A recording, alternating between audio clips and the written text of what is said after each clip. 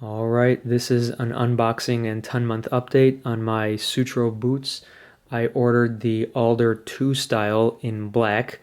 A quick background on Sutro as a company. They were founded in 2010, I believe, in San Francisco.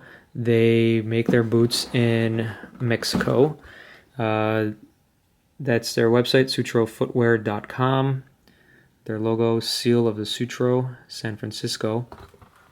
I was drawn to these boots for a variety of reasons, namely the style. I ordered this, I think, exact style, but in black. When you unbox it, you'll get this card. In the back, it explains the leather, the tanning, and what to do when it comes time to treating the leather. I believe these boots are vegetable tanned, and they suggest that in the tanning section here. Sutro says that their double tanning process avoids the use of harsh chemicals and instead infuses the leather with plant-based oils and waxes to hydrate the leather. So it sounds like it's a vegetable tanned, and I do like the fact that they highlight that there are no harsh chemicals inside the leather. It's important to me. So when you unbox it, standard packaging,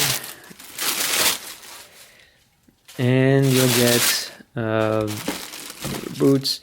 Again, I've worn these for 10 months, and so this is a 10-month update on my boots. I'll begin with the positives and then the negatives. Both boots have generally held up really well. This is the unique feature about the boot. This is what drew me to the boot. The reason that they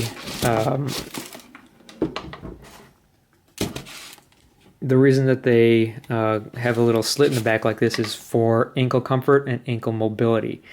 And I have to say that it does work. It is comfortable around the ankles, and it does give your foot a higher range of motion. It's got a little pull tab here, flat waxed laces that have held up really well. And the inside is lined with a glove leather, and it does feel very, very nice. So overall, when I first put these boots on, I was actually pretty surprised at how comfortable they were. This is a very comfortable boot, and like any other boot, it will take some time to break in. The leather was not very stiff. It didn't take very long to break in, but it still needed to be broken in because right now it is a lot softer than it was when I first wore them. It is 270 degree Goodyear welted, and you'll see the welt stops at 270 degrees. It is storm welted, which means that the welt comes up to prevent more water and debris from getting inside the shoe. It makes it a little bit more waterproof as well. The sole is stacked leather, and then it has this rubber half sole, I think it's called, and then the rubber heel as well. You'll see the exposed nails here, and then you can actually feel the shank. There's a little bump, you can see that across here. I believe that's the shank. I don't know what it's made of, but overall this is a high quality pair of boots for a good price.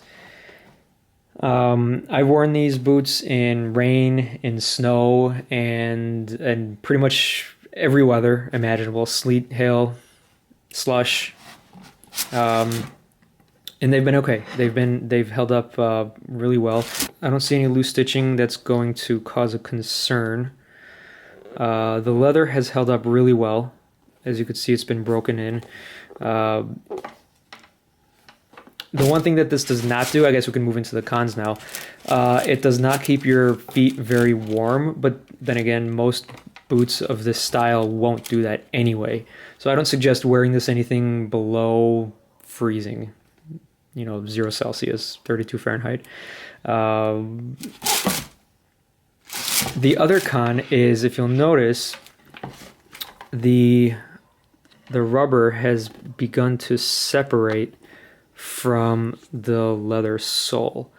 Now, I don't know the reason that it's beginning to do this. Maybe it wasn't glued properly. I really don't know what caused this, but I do know that as I wear this, more water will get in, and the water will begin breaking down the glue and causing more of a separation. So eventually this is going to get worse. I don't know how long it's going to take, but that's definitely a little bit of a cause of concern. The other thing is, the cap toe is unique, but it's also, I think, should be fully stitched, and I'll tell you why. The cap toe is only stitched on the medial and then the lateral side, but then the middle is not. So it's a cool looking design, but the problem is you have that gap. I haven't had a problem, but if you walk in rain or if it's raining outside, maybe water can get in, snow, whatever. So to me, that's a design flaw. I don't know what's underneath the rest of the cap toe. Maybe there's a waterproof layer to prevent that. Maybe the designers thought of that and said, hey, you know what, let's put something waterproof just in case water does get in. So would I recommend these boots? Yes, definitely I would. Good price, good construction, they'll last you many years, but they're not work boots, they're not snow boots, they're casual boots that are going to keep out minor rain, minor snow, and also be comfortable inside.